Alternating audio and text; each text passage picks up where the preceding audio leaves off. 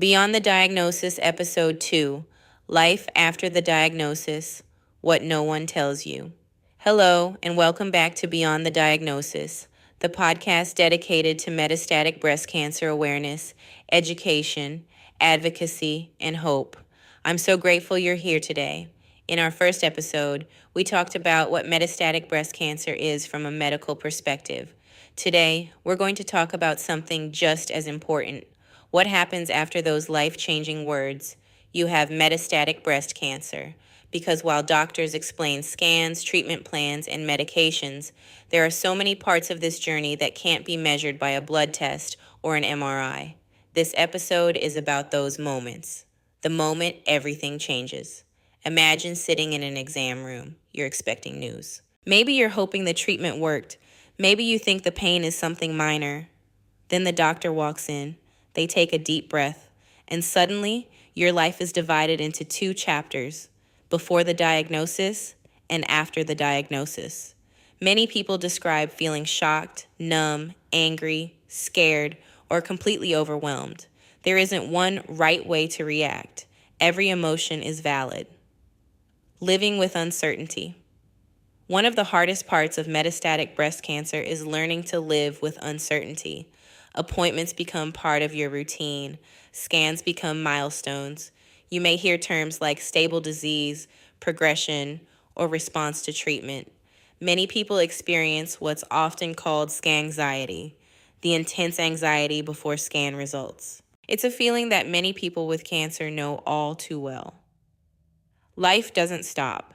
Even with a stage 4 diagnosis, life continues. There are bills to pay, families to care for, jobs to work, birthdays to celebrate, dreams that still matter. People living with metastatic breast cancer aren't defined only by their diagnosis.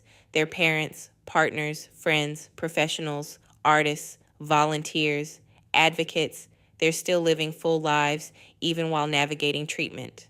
The power of support. No one should face metastatic breast cancer alone.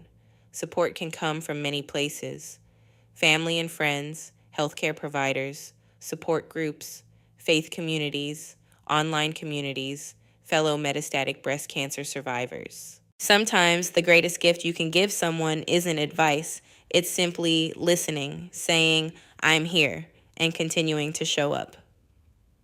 How you can help. If you're listening because someone you love has metastatic breast cancer, here are a few ways you can make a difference. Ask what they need instead of assuming. Keep checking in, even months after the diagnosis. Offer practical help like bringing a meal, driving to appointments, or helping with errands. Remember important scan dates. And above all, remind them they are loved for who they are, not just for what they're going through.